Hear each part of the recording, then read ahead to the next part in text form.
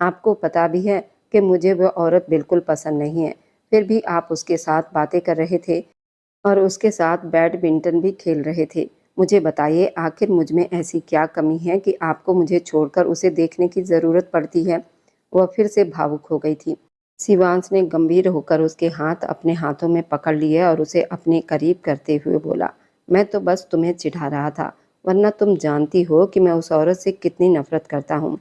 मैं तो बस तुम्हें ये दिखाना चाहता था कि जब आपका पसंदीदा इंसान आपको छोड़कर किसी और को चुनता है तो कितना जलन होती है। तुमने भी तो मुझे छोड़कर अपनी बहन के पास पढ़ने का फैसला कर लिया था। ये सुनकर नंदिनी को सारी बात समझ में आ गई और वह तुरंत बोली, वह तो लड़की है। शिवांश मुस्कुराकर बोला, हाँ, इसलिए तो मैं भी लड़की के साथ ही बैडमिंटन खेल रहा था। उसने फिर उसे छेड़ा तो नंदिनी ने गुस्से में उसके पेट पर जोर से मुक्का मार दिया। वह दर्द से करा उठा। अरे क्या कर रही हो तुम? जान लेने का इरादा है क्या? नंदिनी ने उंगली उठाकर कहा, हाँ बिल्कुल। अगर आपने कभी भी किसी दूसरी लड़की की तरफ देखा तो आपकी आंखें भी नोच लूंगी और आपकी जान भी ले लूंगी, क्योंकि आप सिर्फ मेरे हैं और सिर्फ मेरा ही आप पर अधिकार है। उसकी ये बात सुनकर शिवांश को उसका ये रूप बहुत अच्छा लगा। लेकिन तुम तो मुझे पसंद नहीं करती, तुम्हें तो मेरा पास आना भी बुरा लगता है, वह धीमे स्वर में कहते हुए उसकी गर्दन के पास झुक गया। नंदिनी को अपनी गलती का एहसास हुआ कि उसे आधी रात को यहाँ नहीं आना चाहिए था। वह फिर से बुरी तरह फंस गई थी। उसने शिवांश को खुद से दूर करने की कोशिश की, लेकिन वह उसे और पास खींच लिया। नंदिनी घबराकर बोली, शिवांश, मुझे प्यास लगी है। उसकी आवाज़ कांप रही थी। शिवांश ने मुंह बनाते हुए कहा, तुम्हें प्यार करना सिखाना पड़ेगा, क्योंकि इस तरह तो हमारा काम नहीं चलेगा ना। उसने बहुत प्यार से नंदिनी के बाल उसके कान के पीछे किए और अपना माथा उसके माथे से लगा दिया। नंदिनी ने जब शिवांश का हल्का मजाक वाला अंदाज देखा तो तुरंत अपने असली मुद्दे पर आ गई। वह काफ़ी समय से अपने पति से इस बारे में बात करना चाहती थी, लेकिन उसे डर था कहीं शिवांश मना न कर दे। आज क्योंकि उसका मूड अच्छा भी था और वह पूरी तरह उसके काबू में लग रहा था, इसलिए नंदिनी ने सोचा कि वह उस मौके का फ़ायदा उठाएगी। उसने शिवांश के कॉलर को ठीक किया और उसे हल्का सा सोफे पर बिठा दिया। शिवांश उसके इस अंदाज पर फिर मुस्कुरा दिया और बोला, अब कौन सी बात मनवाने का इरादा है श्रीमती जी? क्योंकि अब तक तो आपको ये समझ आ ही गया होगा कि आप मुझे बहलाकर मुझसे कुछ भी मनवा सकती हैं। शिवांश ने ये कहते हुए उसकी शर्ट को हल्का सा कंधे से नीचे किया और वहां मौजूद छोटे से तिल को अपनी उंगली से छूने लगा।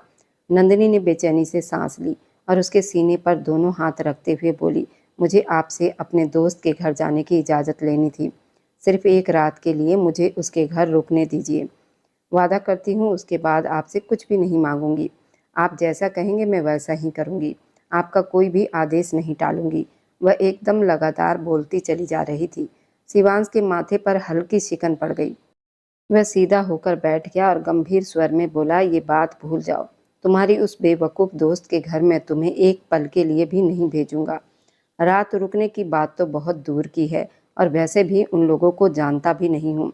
तुम्हारे मामले में मैं किसी पर भरोसा नहीं कर सकता। आप ऐसा क्यों कह रहे हैं? अब मैं छोटी बच्ची थोड़ी हूँ, मैं बड़ी हो गई हूँ। ये कहते हुए नंदिनी ने उसकी गर्दन में अपने हाथ डाल दिए और उसके चेहरे के पास झुक गई ताकि वह अपनी बात मनवा सके। आज वो किसी भी हद तक जाने को तैयार बैठी थी। उसने धीरे से अपने होंठ उसके होंठों पर रख दिए। सीमांश ने मजबूत आवाज़ में कहा, तुम मुझे मजबूर नहीं कर सकती मेरी जान। ये सुनकर वह थोड़ा नाराज़ हो गई। आप जब मेरे पास आते हैं तो मैं सब कुछ भूल जाती हूँ। आप क्यों नहीं भूलते? मुझे तो बाद में कुछ भी याद नहीं रहता, लेकिन आपको हर बात याद रहती है, ऐसा क्यों? शिवांश हल्का सा मुस्कुराया और बोला, क्योंकि मेरा मन बहुत मजबूत है मेरी जान। ये कहकर उसने प्यार से उसके गाल को छुआ और साफ शब्दों में बोला, तुम कहीं भी नहीं जाओगी। अगर आपने मुझे वहां जाने की इजाजत नहीं दी तो मैं आपसे कभी बात नहीं करूंगी। कभी कभी तो मुझे लगता है कि मैं आपकी पत्नी नहीं बल्कि आपकी नौकर हूँ, जिसे आप अपनी मर्जी से चलाते हैं। मेरी अपनी कोई पसंद नहीं है। मेरा काम सिर्फ आपकी बात मानना, आपके आदेश पूरे करना है। अब नंदिनी के पास आखिरी हथियार उसके आंसू ही बचे थे। उसकी आंखें फिर से आंसुओं से भर गई। शिवांश ने खुद को कमजोर पड़ता हुआ महसूस किया और आखिरकार बोला, ठीक है, मैं तुम्हें जाने की इजाजत देता हूँ, लेकिन तुम रात वहां नहीं रुकोगी। जन्मदिन के पार्टी से वापस आओगी, चाहे देर ही क्यों ना हो जाए। मैं अपना ड्राइवर तुम्हारे साथ भेज दूंगा। ये कौन सी बात हुई? अगर इजाज़त देनी है तो पूरी दीजिए। आधी रात को वापस आना सुरक्षित नहीं होता। आप जानते हैं आजकल हालात कैसे हैं। नंदिनी पूरी तैयारी करके आई थी कि वह हर हाल में अपने पति से इजाज़त लेकर ही रहेगी। काफ़ी देर सोचने के बाद शिवांश ने हार मानते हुए उसे इजाज़त दे दी। नंदिनी खुशी-खुशी उसके गले लग गई। उसके गालों को चूमते हुए बोली, "आप दुनिया के सबसे अच्छे पति हैं।" शिवांश मुस्कुराया और बोला, "अब क्योंकि मैंने तुम्हारी बात मान ली है, तो अब मेरी पत्नी भी मेरी बात मानेगी।" उसने उसे अपने पास खींचते हुए कहा, "जैसे थोड़ी देर पहले तुमने मुझे चूमा था, वैसे ही दोबारा चूमो। लेकिन इस बार पूरे 1 मिनट के लिए रुकी तो फिर मेरी शरारतें सहने के लिए तैयार रहना। और आज सुबह तक तुम्हें मेरे साथ ही रहना पड़ेगा।" ये सुनकर नंदिनी घबरा गई। उसने पहले गहरी सांस ली, फिर धीरे से अपने हाथ शिवांश के चेहरे पर रखकर उसके होठों पर झुक गई। पूरे 1 मिनट के बाद जब वह अलग हुई, तो शिवांश ने उसे अपनी बाहों में भर लिया और प्यार से उसे अपने पास रख लिया। रात कब गुजर गई दोनों को पता ही नहीं चला। सुबह होने का समय हो गया था। शिवांश थोड़ा नाराज सा बोला, "अब तो मैंने तय कर लिया है कि जल्दी ही तुम्हें विदा करके अपने कमरे में ले आऊंगा, क्योंकि अब मैं तुम्हारे बिना नहीं रह सकता।" नंदिनी उसके सामने बिखरे बालों के साथ बैठी हुई थी। सच तो ये था कि वो अभी शिवांश के बिना नहीं रह सकती थी, क्योंकि उसे उसकी आदत हो गई थी। लेकिन वह जिद करते हुए बोली, "अभी मैं विदा होकर नहीं आऊंगी, मैं अभी बहुत छोटी हूँ।" शिवांश मुस्कुराया और बोला, "इसकी चिंता मत करो, मैं तुम्हें सब समझा दूंगा। बस अपने मन को तैयार कर लो।" ये कहकर उसने प्यार से उसके गाल थपथपाए और नहाने के लिए बाथरूम में चला गया। थोड़ी देर के बाद नंदिनी भी उसके कमरे से बाहर निकल गई। डरते हुए चारों तरफ देखने लगी, कहीं घर का कोई सदस्य उसे देख न ले। उसे सबसे ज्यादा डर अपनी माँ से ही था, जो इन दोनों के ज्यादा करीब आने के सख्त खिलाफ थी। असल में सुशीला देवी का कहना था कि जब तक उनकी शादी के बाद की विदाई पूरी तरह नहीं हो जाती, तब तक दोनों को दूरी बनाए रखना चाहिए। वो पुराने विचारों वाली थी। सोचती थी कि अगर शादी के बाद से पहले ही ज्यादा नजदीकी पड़ जाए, तो बाद में आकर्षण कम हो जाता है। लेकिन शिवांश की सोच बिल्कुल अलग थी, क्योंकि बचपन से ही वह नंदिनी की हर छोटी बड़ी बात का ध्यान रखता आया था और उसके लगभग सारे काम खुद ही करता था। इसलिए अब उसके लिए नंदिनी से दूर रहना लगभग नामुमकिन था। दादाजी ने भी उसे उसकी इजाजत दे रखी थी, इसलिए घर में कोई ज्यादा कुछ नहीं कह पाता था। लेकिन सुशीला देवी जहां मौका मिलता नंदिनी को रोक देती थी। जवाब में नंदिनी अपनी माँ को समझाती थी, जैसा वह सोच रही है वैसा कुछ भी नहीं है। लेकिन अब क्योंकि दोनों के बीच सच में नजदीकियां बढ़ने लगी थी, इसी वजह से अब वो ये शब्द भी ठीक से नहीं बोल पाती थी। जब भी उसकी माँ सुशीला देवी उसे इस बारे में समझाती, तो वह तुरंत सिर झुका लेती और उसका चेहरा लाल हो जाता। उस जिद्दी इंसान शिवांश के साथ बिताए हुए पल उसकी आंखों के सामने घूमने लगते थे। शिवांश ने उसे इजाजत तो दे दी थी, लेकिन अब उसका मन बेचैन था।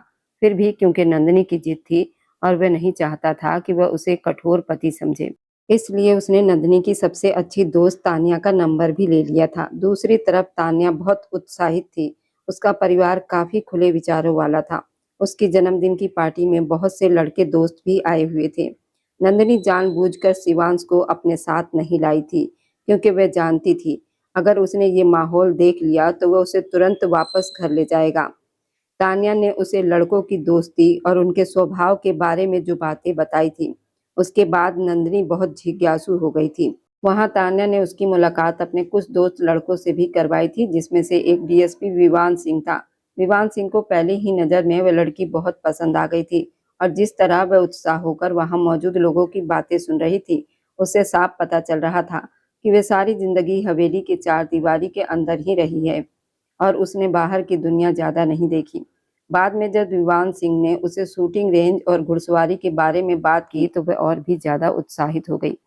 ऐसा नहीं था कि उसने कभी पिस्तौल नहीं देखी थी। वह एक बड़े जमींदार परिवार से संबंध रखती थी और हथियार उस परिवार की शान माने जाते थे। बस वहां की महिलाओं को इन चीजों के करीब जाने की इजाजत नहीं थी। उस परिवार के पुरुष अपनी औरतों को बहुत नाजुक समझते थे और उसी हिसाब से उनका ध्यान रखते थे। दूसरी बड़ी बात ये थी कि वे अपने औरतों को दुनिया की नजरों से बचाकर रखना जानते थे।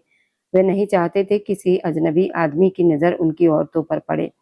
अभी भी शिवांश ने उसे सिर्फ एक वजह से जाने की इजाजत दी थी, क्योंकि तान्या नंदिनी दोनों ने उसे बताया था कि यहाँ सिर्फ लड़कियों की पार्टी होगी और वहाँ कोई भी लड़का नहीं होगा। नंदिनी ने उसे ये भी बताया था कि तान्या के 3 भाई हैं और वे तीनों विदेश में ही रहते हैं। वह अपनी माँ आंटी के साथ उस बड़े से घर में रहती है और उनके साथ उनकी दादी जी भी रहती हैं। उसने इस तरह से शिवांश को भरोसा दिलाया था और शिवांश ने भी उस पर विश्वास कर लिया था, क्योंकि नंदिनी ने उसके मामले में कभी झूठ नहीं बोला था। यहाँ पहुंचकर नंदिनी को सब कुछ बहुत अच्छा लग रहा था। इधर तान्या ने वीर प्रताप का नाम अपने मोबाइल में विवान सिंह सेव किया हुआ था और उसे विवान कहकर ही बुलाती थी। और नंदिनी को सबसे ज्यादा वीर प्रताप सिंह की बातें दिलचस्प लग रही थी। फिर जब वीर प्रताप सिंह ने उसे कहा कि वह उसे अपने साथ शहर के गोल क्लब भी ले जा सकता है, जहां घुड़सवारी की भी व्यवस्था की जाती है, तो नंदिनी ने तुरंत खुशी से सिर हिला दिया। तान्या ने भी उसकी हाँ में हाँ मिला दी। वीर प्रताप सिंह का मकसद सिर्फ इतना था कि वह इस लड़की के साथ थोड़ा समय बिता सके। उसे सुंदरता बहुत जल्दी अपनी तरफ खींच लेती थी और जब उसे कोई चीज पसंद आ जाती थी तो उसे पाने की इच्छा उसके अंदर जाग जाती थी। तब तक वह उसे हासिल नहीं कर लेता, तब तक उसके मन को शांति नहीं मिलती थी। वह इतना तो जानता था, वह उस लड़की को पूरी तरह नहीं पा सकता, लेकिन अगर वह उसे आधे मन से भी मिल जाए तो भी उसे कोई परेशानी नहीं थी। रात के समय थोड़ी देर के बाद तान्या ने नंदिनी को कमरे में भेज दिया। उसके बाद वो वीर प्रताप सिंह की तरफ मुड़ी और गुस्से से दांत पीसते हुए बोली, क्या आपको ये समझ नहीं आई कि वह शादीशुदा है और उसका पति बहुत बड़ा जमींदार है? अगर उसे आपकी इन हरकतों के बारे में पता चल गया तो वह आपको जान से मार सकता है। वीर प्रताप सिंह मुस्कुराया और बोला, तान्या मेरी बात सुनो, इसमें तुम्हारा ही फायदा है। जरा सोचो, जब वो अपनी पत्नी को बेवफाई करते हुए पकड़ेगा तो उसे अपनी जिंदगी से निकालने में एक पल भी नहीं लगाएगा, और जब वो उससे अलग हो जाएगी तो तुम्हारे पास मौका होगा होगा कि तुम उससे शादी कर लो। तुम उस आदमी से शादी कर लेना और मैं इस लड़की को इस्तेमाल करके अपना मकसद पूरा कर लूंगा। वीर प्रताप सिंह ने ये बात बड़ी चालाकी से कही तो तान्या बेचैन होकर खड़ी रह गई। उसे इतना तो पता था कि वीर प्रताप सिंह एक घटिया इंसान है, लेकिन उसे अंदाजा नहीं था कि वह इतना नीचे गिर सकता है। जहां तक शिवांश की बात थी, तो ये सच था कि तान्या उसे पसंद करती थी। ये बात उस समय की नहीं थी कि जब वो नन्ही से मिली थी, बल्कि उससे भी पहले से, क्योंकि शिवांश एक सफल बिजनेसमैन और सोशल मीडिया पर काफी मशहूर व्यक्ति था। इसलिए उसके सोशल मीडिया अकाउंट भी थे और वह काफी लोकप्रिय था। तान्या उसे सोशल मीडिया पर काफी समय से फॉलो करती आ रही थी। लेकिन जब उसने अपना कॉलेज बदला और वहां उसकी मुलाकात इस आदमी की भोली पत्नी नंदिनी से हुई, तो उसका दिल बहुत बुरी तरह टूट गया था। उसने खुद की तुलना नंदिनी से की थी और उसे हर तरह से लगा था कि वह नंदिनी से बेहतर है। वह समझदार और तेज दिमाग वाली लड़की थी, जबकि नंदिनी को दुनिया की ज्यादा समझ नहीं थी। दूसरी बड़ी बात यह थी कि तान्या खुद को नंदिनी से ज्यादा सुंदर समझती थी, लेकिन अगर वह शिवांश की नजरों से देखती तो शिवांश के लिए किसी भी औरत की कोई कीमत नहीं थी सिवाय नंदिनी के। वीर प्रताप सिंह की बातों के बारे में सोचते हुए तान्या अपने कमरे में वापस आ गई और कुछ देर के बाद उसे इस बात में कोई बुराई भी नजर नहीं आई। दूसरी तरफ जब अगले दिन नंदिनी घर वापस आई तो वो बहुत ज्यादा उत्साहित थी। वह अपनी बहन नेहा को हर बात बता रही थी। नेहा उसकी बातें सुनकर पूरी तरह चुप हो गई। थोड़ी देर के बाद बोली, क्या तुमने इस बारे में अपने पति शिवांश को बताया है? नंदिनी तुरंत बोली, नहीं। पागल हो क्या? अगर मैं उसे बता दूंगी तो वो मुझे कभी भी जाने की इजाजत नहीं देगा। वैसे भी सिर्फ एक ही दिन की बात है। आ जाऊंगी, थोड़ा घूमूंगी और फिर वापस आ जाऊंगी। जब मेरा मन पूरा हो जाएगा तो मुझे भी सुकून मिल जाएगा। बाद में जब उसने तान्या से फोन पर बात की तो उसे पता चला कि वीर प्रताप सिंह किसी जरूरी मीटिंग में व्यस्त हो गया है और अब वो त्योहार के बाद ही उन्हें घुमाने ले जाएगा। त्योहार के दिन चल रहे थे, इसलिए नंदिनी भी शांत थी और उसे ज्यादा इंतजार नहीं करना पड़ा। दूसरी तरफ शिवांश इन दिनों उसकी हंसी और उसके बदलते हुए व्यवहार को ध्यान से देख रहा था। वह अकेले ही खुश रहती थी और हर समय मोबाइल में लगी रहती थी। जब से वो अपनी दोस्त की जन्मदिन पार्टी से वापस आई थी, तब से उसमें बहुत बदलाव आ गया था। शिवांश ने उसे 2-3 बार पूछने की कोशिश भी की, लेकिन हर बार वो बात टाल देती थी। कभी काम का बहाना बनाकर वहां से हट जाती थी, क्योंकि एक और भी कारण था। वो शिवांश की आंखों में देखकर झूठ नहीं बोल सकती थी। त्योहार से एक रात पहले उसका तान्या के साथ बाजार जाकर खरीदारी करने का मन था, लेकिन शिवांश ने मना कर दिया। उसे अपने साथ ही बाजार ले गया पूरे समय वह थोड़ा नाराज होकर ही घूमती रही। आखिर शिवांश ने मुस्कुराते हुए पूछा, ऐसा क्या हो गया है कि अब तुम्हें मुझसे ज्यादा वह लड़की अच्छी लगने लगी है? नंदिनी बोली, ऐसी बात नहीं है, वो मेरी सबसे अच्छी दोस्त है और आप जानते हैं वो बहुत अच्छी भी है। वो मुझे बिल्कुल अपनी छोटी बहन की तरह समझती है और हर बात में मुझे समझाती भी है। शिवांश ने थोड़ा गंभीर होकर कहा, संभल कर रहना, क्योंकि लोग हमेशा वैसे नहीं होते जैसे दिखते हैं। ये भी हो सकता है कि वह तुमसे कोई फायदा चाहती हो, इसलिए तुम्हारे साथ इतना अच्छा व्यवहार कर रही हो, क्योंकि आजकल कोई भी बिना मतलब के किसी के साथ अच्छा नहीं होता। शिवांश ने बड़े होने के नाते उसे समझाना चाहा, तो नंदिनी थोड़ी लापरवाही से बोली, आप हर छोटी बात पर लोगों पर शक करने लगते हैं। वो मेरी सबसे अच्छी दोस्त है और मैं उसे बहुत अच्छे से जानती हूँ। थोड़ी ही देर में उनकी खरीदारी पूरी हो गई। वापस आते समय शिवांश ने उसके लिए गजरे भी खरीदे। दोनों धीरे धीरे सड़क पर चलते हुए घर की तरफ लौट रहे थे। नंदिनी के मन में अभी भी घुड़सवारी और घूमने की बातें चल रही थी। थोड़ी देर के बाद वह रुक कर बोली, क्या आप मुझे कभी अपने साथ घुड़सवारी कराने ले जा सकते हैं? शिवांश हंसकर बोला, इसमें क्या दिक्कत है, हमारे अस्तबल में बहुत सारे घोड़े भी हैं, तुम मेरे साथ चलना। जिस घोड़े को पसंद करूंगी उसी पर तुम्हें घुड़सवारी करवाऊंगा। शिवांश का जवाब सुनकर वह हैरान रह गई और वहीं रुक गई। शिवांश ने मजाक में कहा, क्या हुआ, कहीं डर तो नहीं लग रहा? नंदिनी ने चुपचाप सिर हिला दिया, क्योंकि बहुत सी बातें उसने अपने मन से ही सोच ली थी। उसने कभी शिवांश से पूछा ही नहीं था, वह खुद ही मान लेती थी कि शिवांश उसे जाने नहीं देगा, जबकि शिवांश का स्वभाव ऐसा बिल्कुल भी नहीं था। वह उसकी हर इच्छा पूरी करना चाहता था। बस उसकी एक ही शर्त होती थी, वह जहां भी जाए उसके साथ ही जाए, क्योंकि वह जानता था कि वह अपनी पत्नी की सबसे अच्छी तरह से रक्षा कर सकता है। शिवांश ने फिर पूछा, नंदिनी क्या हुआ, तुम चुप क्यों हो गई? तब उसने धीरे से कहा, क्या आप मुझे शूटिंग रेंज भी लेकर जा सकते हैं? शिवांश तुरंत बोला, बिल्कुल, तुम जहां भी कहोगी मैं तुम्हें वहां लेकर जाऊंगा। अगर तुम दुनिया के आखिरी कोने में जाने को भी कहोगी तो मैं वहां भी तुम्हारे साथ चलूंगा। तुम जानती हो मैं तुम्हारी कोई बात नहीं मना करता। ये कहकर उसने प्यार से नंदिनी के बाल उसके कान के पीछे कर दिए। वह चुप हो गई थी और उसे अपनी गलती का एहसास होने लगा था। अब उसे वीर प्रताप सिंह के साथ जाने का विचार भी गलत लगने लगा था। उसके मन में जो शिवांश के लिए कठोर सोच बनी हुई थी वह भी धीरे धीरे खत्म हो गई। रात को जब दोनों घर वापस पहुंचे तो नंदिनी अपने दोस्तों और परिवार के लोगों को देखने के बाद भी चुपचाप अपने कमरे में चली गई, क्योंकि उसके दिल में अजीब सी बेचैनी थी और उसे महसूस हो रहा था कि अगर उसने जल्दी ही सही फैसला नहीं लिया तो उसकी जिंदगी में एक ऐसा तूफान आने वाला है जो उसके और शिवांश के रिश्ते को हमेशा के लिए बदल सकता है। अब वो अपनी खरीदी हुई चीजें और मेहंदी दिखा रही थी। सब लोग उसकी किस्मत की तारीफ कर रहे थे। नेहा ने जब अपनी बहन का खुश और चमकता हुआ चेहरा देखा तो मन ही मन में उसके लिए भगवान से प्रार्थना करने लगी। सुशीला देवी भी अपनी बेटी को लेकर बहुत संतुष्ट थी। उन्हें पूरा भरोसा था कि शिवांश कभी भी उनकी बेटी की आंखों में आंसू नहीं आने देगा। रात को जब नंदिनी ने अपना मोबाइल उठाया तो देखा कि उसकी दोस्त तान्या के बहुत सारे फोन आए हुए थे। उसने तुरंत उसे फोन किया तो तान्या ने तुरंत कॉल उठा ली और बोली, नंदिनी मैं तुमसे पूछ रही थी कि अगर हो सके तो क्या तुम त्योहार के तीसरे दिन हमारे घर आ सकती हो? मैंने तुम्हारे लिए खास दावत रखी है और उसमें वीर प्रताप सिंह भी आ रहा है। तान्या ने जानबूझकर वीर प्रताप सिंह का नाम जोर देकर लिया था। एक पल के लिए नंदिनी का माथा सिकुड़ गया। उसके दिमाग में अचानक एक बात आई कि जब से वह तान्या के घर से वापस आई है तब से वो बार बार वीर प्रताप सिंह के बारे में ही बात कर रही है। कभी उसकी पसंद नापसंद के बारे में बताती तो कभी उसके किस्से सुनाती।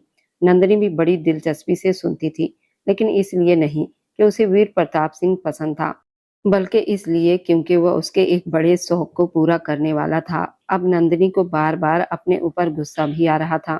उसने बहुत ही नरम आवाज में तान्या को मना कर दिया और बहाना बना दिया कि त्योहार के तीसरे दिन वह अपने पति शिवांश के साथ घूमने जाने वाली है। अगले ही पल तान्या ने गुस्से में फोन काट दिया। बाद में नंदिनी ने पूरा मामला नेहा को बताया तो वह कंधे उचकाकर बोली, क्या तुम्हें अभी तक समझ नहीं आया कि वह तुम्हारी सच्ची दोस्त नहीं है? त्योहार का पहला दिन था। नंदिनी अपने पति शिवांश से मिलने वाले उपहार के लिए बहुत उत्साहित थी और उसे पूरा यकीन था कि शिवांश सबसे पहले उसे ही उपहार देगा। लेकिन जब वो बाहर आई तो उसने देखा कि शिवांश पहले से ही अपनी बहनों और बाकी घर के लोगों को उपहार दे रहा था। ये देखकर उसके माथे पर शिकन आ गई। शिवांश ने उसे देखा तो तुरंत उपहार देने के लिए उसकी तरफ बढ़ा, लेकिन वह मुंह फुलाकर बोली, मुझे अब आपका उपहार नहीं चाहिए। आपने मुझसे वादा किया था, आप सबसे पहले मुझे ही देंगे। शिवांश ने बेचैनी से अपने माथे पर हाथ मारा, क्योंकि वह अपनी पत्नी को अच्छी खासी बड़ी रकम देने वाला था। अगर सब लोगों के उपहार जोड़ दिए जाते, तब भी उतने पैसे नहीं बनते। लेकिन नंदिनी को दुख इस बात का था कि उसके पति ने उसे दूसरे नंबर पर रखा। वह गुस्से में अपने कमरे में जाकर बंद हो गई। शिवांश दरवाजे के बाहर आकर बोला, नंदिनी मेरी जान, दरवाजा खोलो। देखो, मैंने तुम्हारे लिए उपहार के साथ बहुत सारी चीजें भी लाई है। अंदर से आवाज आई, मुझे कुछ नहीं चाहिए, सब अपने पास रखिए। और हाँ, एक और बात सुन लीजिए, अब उपहार के बाद मुझे आपसे प्यार की क्लास भी नहीं लेनी है। वह भी जाकर अपने दोस्तों को ही दे दीजिए। वह ऊंची आवाज में बोल रही थी, इसलिए आसपास खड़े दो तीन दोस्त हंसने लगे थे। शिवांश को उसकी हंसी पर बहुत गुस्सा आया, लेकिन वह चुप रहा। वह धीरे से बोला, क्लास तो अब मैं तुम्हें बहुत अच्छे तरीके से दूंगा।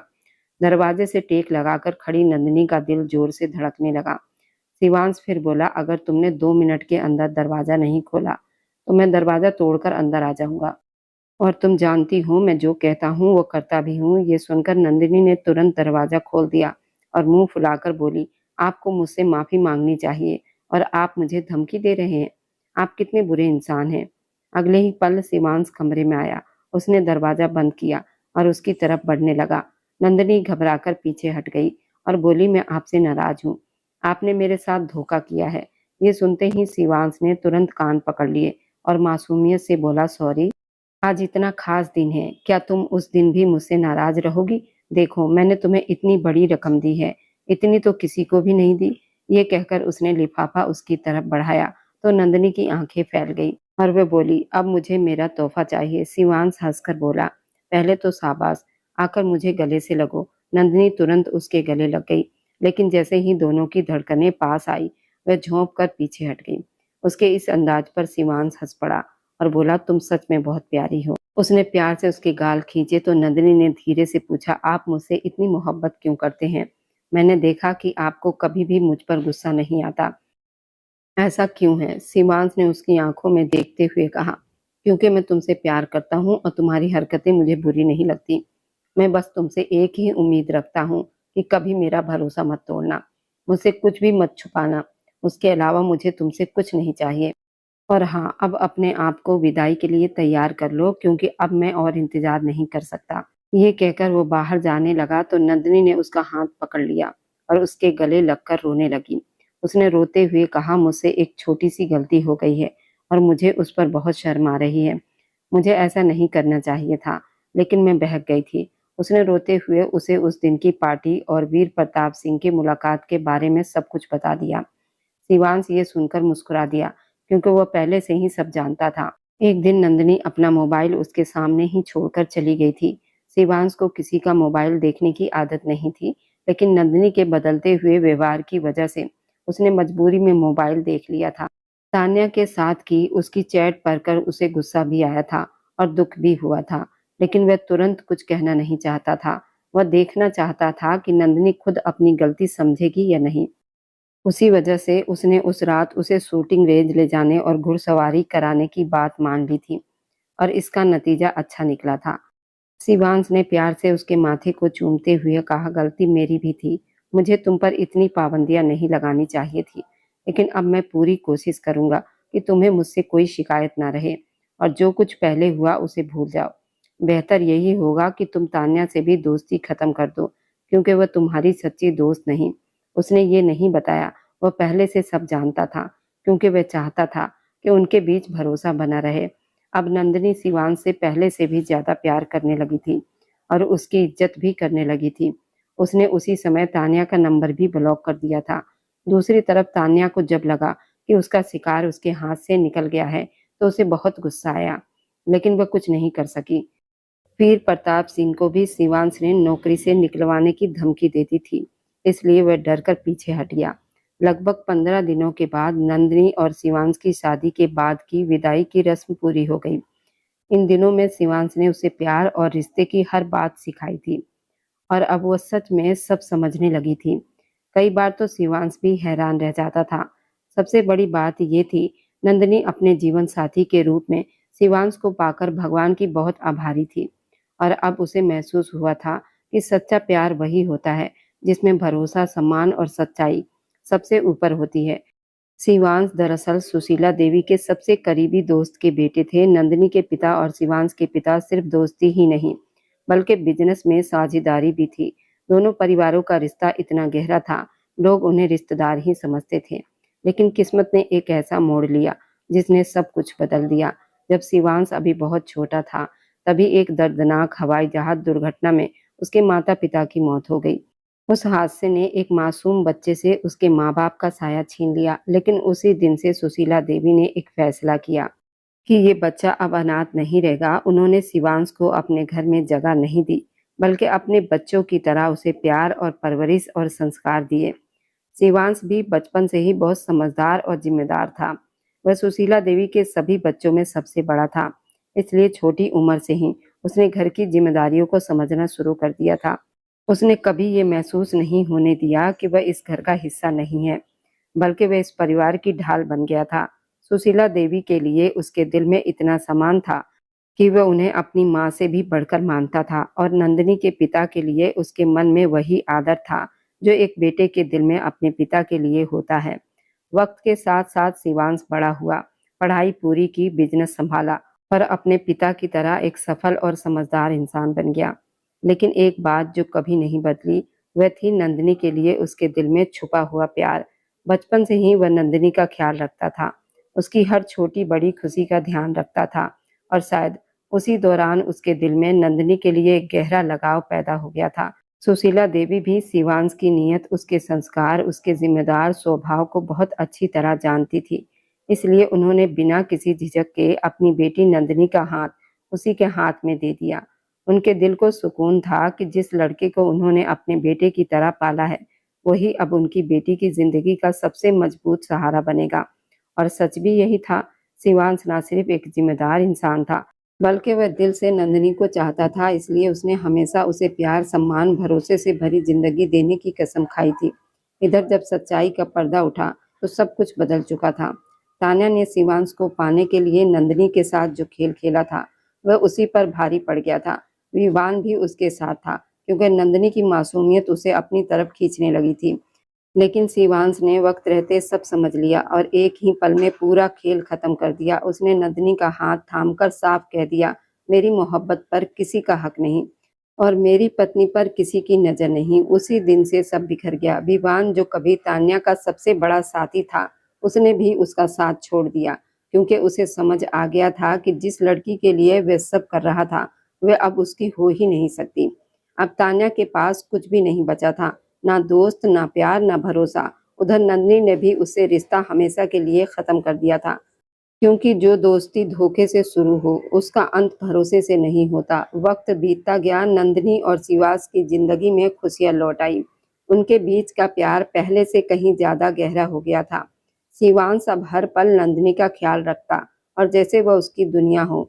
एक दिन छत पर चांदनी रात में नंदिनी ने मुस्कुराकर पूछा, अगर मैं उस दिन तुम्हें खो देती तो? शिवांश ने उसकी मांग को छूते हुए धीरे से कहा, तुम्हें खोने से पहले मैं दुनिया से लड़ जाता। और उसी पल नंदिनी की आंखों में आंसू आ गए, मगर वह आंसू दर्द के नहीं, सच्चे प्यार के थे। कहते हैं धोखा देने वालों को एक दिन अकेलापन जरूर मिलता है और सच्चा प्यार करने वालों को एक दिन पूरी दुनिया की खुशियां। तान्या आज भी कहीं भीड़ में खड़ी यही सोचती रह जाती है कि अगर उसने उस दिन धोखा ना दिया होता तो शायद आज उसकी जिंदगी भी किसी की मोहब्बत से परेशान होती।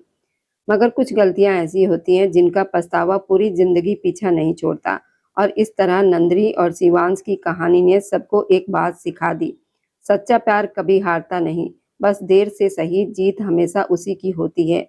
और अब जाते जाते बस दिल से छोटी सी एक गुजारिश है, आप जहाँ कहीं से भी मेरी ये वीडियो देख रहे हैं, कमेंट में अपने शहर और राज्य का नाम जरूर लिखिए। आपके कमेंट मेरे लिए किसी अनमोल तोहफे से कम नहीं होते। और जो लोग अपना कीमती समय देकर मेरी कहानियों को देखते हैं, लाइक और शेयर करते हैं, उन सबका मैं दिल से धन्यवाद करती हूँ। अगर आज की कहानी ने आपके दिल को छुआ हो तो वीडियो को लाइक और शेयर करें, अपने दोस्तों तक जरूर पहुंचाएं और हमारे इस छोटे से परिवार का हिस्सा बनने के लिए चैनल को सब्सक्राइब करना ना भूलें, क्योंकि आपका हर सब्सक्राइब मेरे लिए आपका प्यार और भरोसा है फिर मिलेंगे एक नई भावनाओं से भरी कहानी के साथ। तब तक खुश रहिए, स्वस्थ रहिए, मुस्कुराते रहिए।